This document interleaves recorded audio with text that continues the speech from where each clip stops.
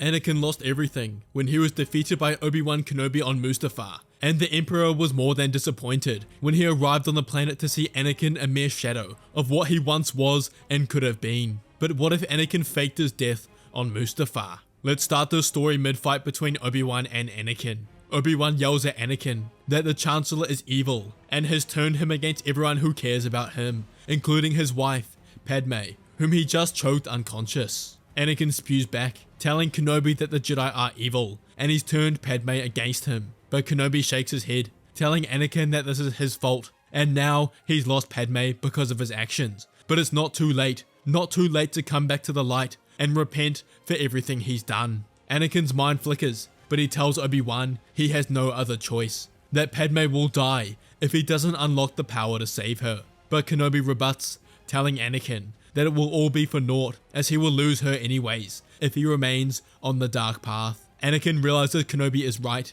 judging from his interaction with Padme before. If he continued down this path, he might save her, but she will never love him again. Anakin weighs up his options in his mind. He knows everything he's done is wrong, his brain screaming at him to stop, but his heart has taken over. But if he continues down this path, his heart will lose. Kenobi tells Anakin that if they work together, they can save Padme, and he promises that she will not die, and they can save her. Anakin drops his hands down by his side, as he knows Kenobi is right. He decides to give up the darkness, return to the light, and bet on the fact that they can use their power to save her. He drops to his knees, apologizes to Kenobi, but his master reassures Anakin that there is hope for him yet, that he's sure of it.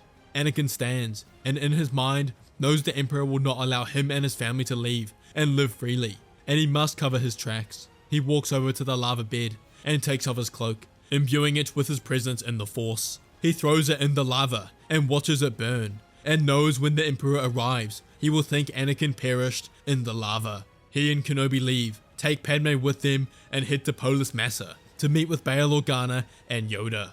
The Grand Master gets ready to fight when he sees Anakin, but Kenobi tells him he's returned to them and come to help. But Yoda isn't fully convinced and watches Anakin carefully. They take Padme to the medical facility, where she begins labor with Anakin by her side, apologizing for everything he's done, and reassures her that their family will be together. But Anakin's extremely anxious, scared that Padme will not survive the pregnancy. But she gave birth successfully, as Luke and Leia join the Skywalker family. This makes Anakin feel even more ashamed. Padme was never going to die, and his dreams have deceived him. Or maybe Palpatine was the one deceiving him. They convene in the meeting room, as Organa made contact with Ahsoka and Rex, who join them at the station. They discuss what to do next, and agree that Palpatine is too safeguarded after his duel with Yoda, that there will be no reaching him. They will have to be patient, and wait for the moment in due time. But Obi-Wan discusses that now they have Anakin. Yes, he momentarily lapsed to the dark side, and committed heinous crimes, but he will pay for those, and will spend his time helping them to redeem himself. He still is the chosen one, and has the potential power in the Force to far exceed anyone who's ever lived, and that they'll need his help if they're to defeat the Emperor. Yoda reluctantly agrees, as he knows he himself failed, and he'll be forced to work with Anakin, the man who destroyed his order. Across the galaxy on Mustafar, Palpatine's ship lands, and he feels something is wrong in the Force. He ventures down to the lava bank, where he senses Vader's presence is the strongest, but finds nothing there, and senses Vader in the lava himself, and Palpatine realizes what must have happened. Vader must have been defeated, and killed by Obi-Wan Kenobi. He curses, as anger takes over him. His prized possession and pupil, Vader, was gone, the only man who could surpass him. His anger was immeasurable, and he'll have to change his plans. Meanwhile, Anakin visits Padme, and apologizes for everything he did to her. She was so hurt seeing Anakin in the state he was, and couldn't be more happy seeing him alongside their two children together, and decides to forgive him. Anakin suggests running away, but Padme says they can't, that he has a duty to the galaxy, to right his wrongs and stop Palpatine. Although Padme wouldn't return to the Senate, because they knew Palpatine would take her. Everyone convenes in the meeting chamber to discuss the situation further, deciding to take the loss for now, but begin forming an active rebellion against the Empire. This will involve many facets, setting up their base on Polis Massa, and each of them will be tasked with a different operation. Yoda, Anakin, and Obi-Wan will be tasked with finding any remaining surviving Jedi and bring them to their cause. Ahsoka and Rex will be tasked with bringing clones to their side, and a facility will be set up on Massa to remove any inhibitor chips. And arguably Bail Organa and Mon Mothma will have the most important task of all. They will acquire financial aid for the rebellion. They have their plan and begin setting it back in motion.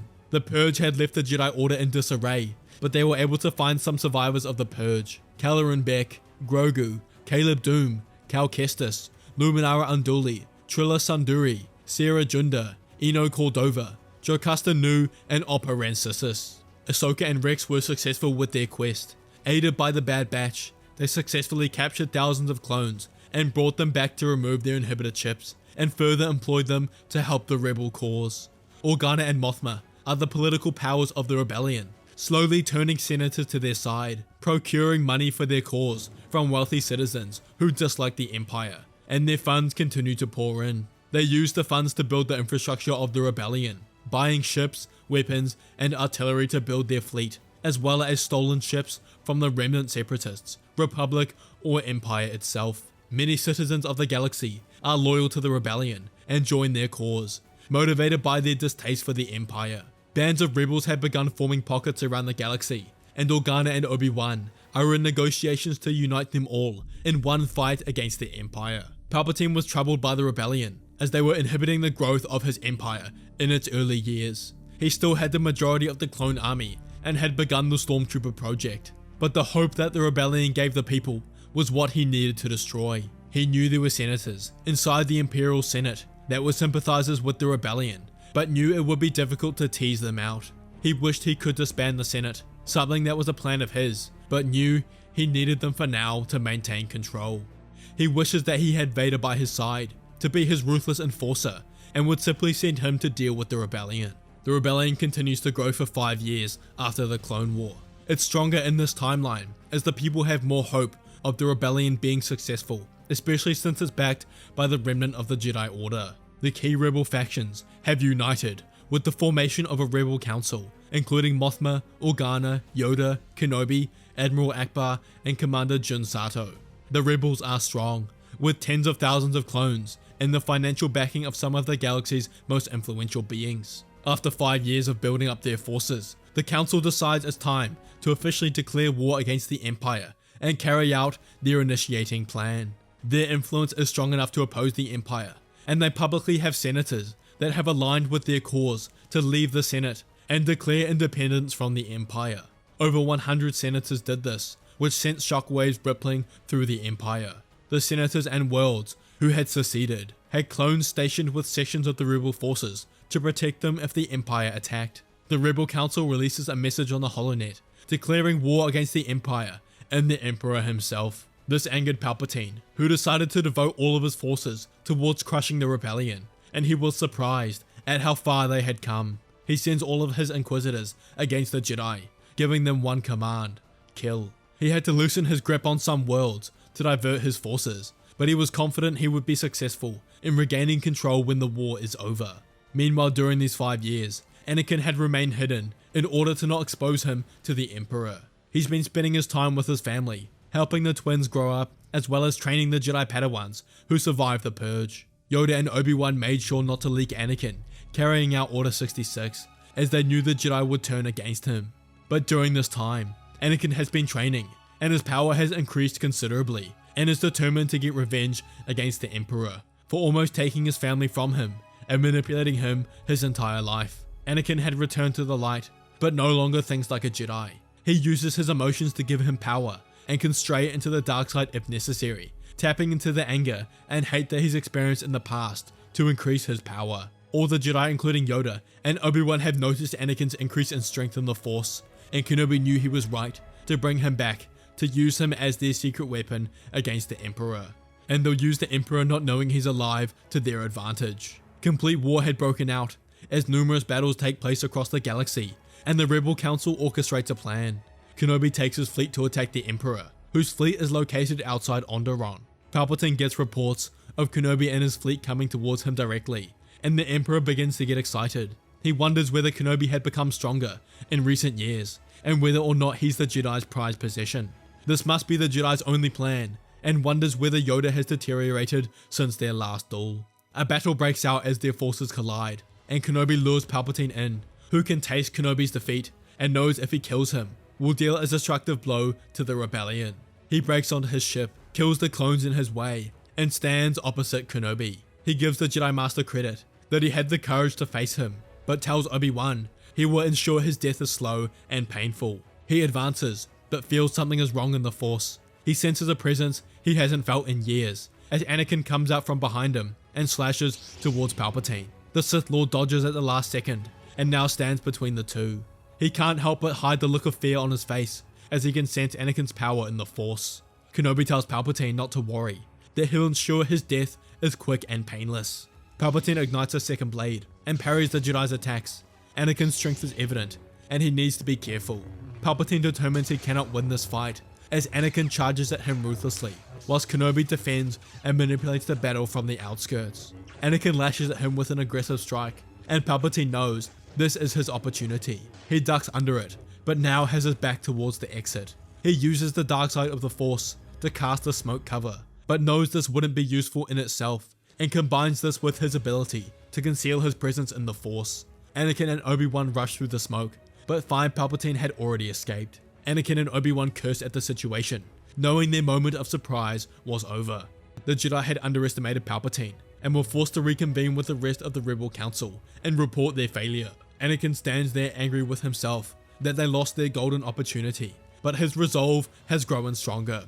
Palpatine makes it back to his ship, panicked, and realizes Anakin's power has grown and his worst fears have been realized. The boy has the power to defeat and surpass him. He knows he only has one hope left. Palpatine has been attempting to clone a perfect body of his own, with no Force sensitivity, to serve as a vassal to transfer his essence into when his current body got too weak. He had begun this project before he became Emperor, as he knew his end goal was to rule the galaxy for eternity and become the immortal Emperor.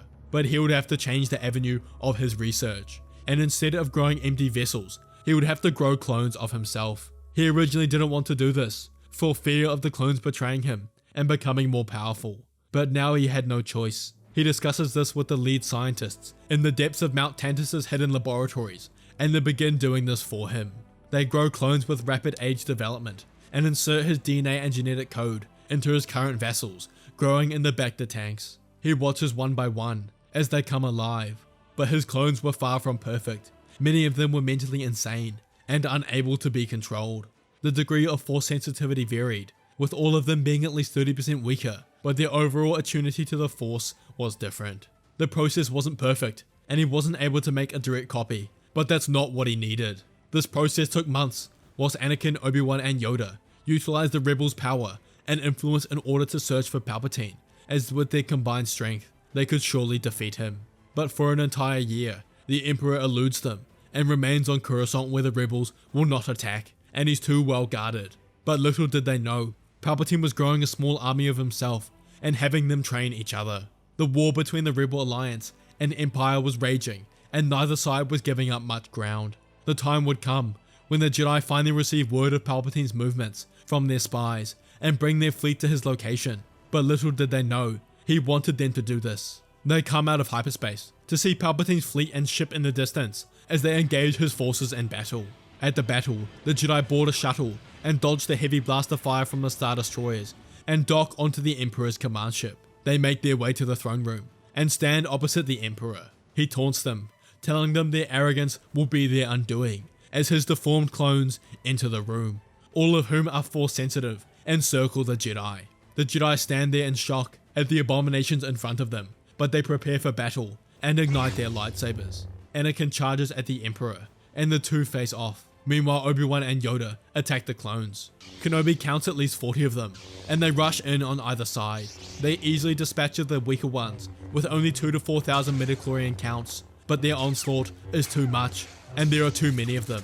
Yoda is caught midair with a lightsaber, and falls to the floor weakened, as the clone Palpatines pounce on him, and end the Grandmaster's life. Kenobi is left alone, as a clone cuts off his left arm, and is hit by a bout of Force lightning, sending him flying across the room unconscious. Palpatine pushes Anakin back with the Force, as the Chosen One looks around to see himself surrounded. Palpatine taunts him, telling Anakin that if it was a one-on-one, he would have defeated him. In Anakin's mind, he thinks of his family, and the love he feels for them. He told himself he would never feel as weak as he did the night he attacked Padme all those years ago, and uses the love inside of him to fuel his strength as he lets it out in a burst of rage, fueled with his passion to push the clones of Palpatine to the walls of the room as they begin to scream out in pain, as Anakin follows up with a burst of Force energy that burns their skin and turns them to ashes. The real and last standing Palpatine watches in horror at the power of the Chosen One.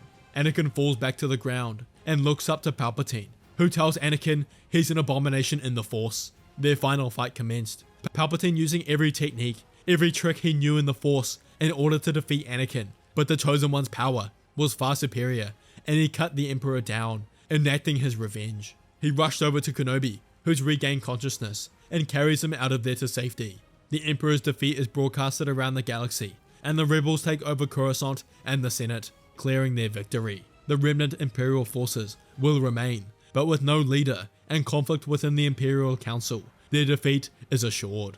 The 35 remaining Jedi and Anakin take over the Jedi Temple again and stand in the council chambers, content with their victory. They decide on where to move on from here, and Oppo Rancista speaks up, telling them all that with Yoda's death, there is only one person who can take over as Grand Master, and that's Obi-Wan Kenobi. Everyone agrees, and Kenobi accepts this gracefully. They decide to assist the rebels in their takeover of the Senate, and aid in the transition between the Empire to the Republic, and after that, they will begin restoring the Jedi Order. Anakin and Obi-Wan talk privately, Obi-Wan telling Anakin that he's extremely proud of him and has now righted his wrongs that he committed years ago, and offers for him to stand by his side in the restoration of the Jedi Order, become his Vice Grand Master, and together they can grow the Jedi Order into what it should be, guardians of peace instead of political puppets. Anakin shakes his hand, and together the brothers, Obi-Wan and Anakin, will lead the Jedi Order and galaxy into a new era of peace and prosperity. If you enjoyed this video, make sure to check out what if Thanos' snap affected the Star Wars galaxy, and what if Obi-Wan never went to Mustafar. Please let me know what you thought of the video in the comments. Please like and subscribe, and I'll see you all next time.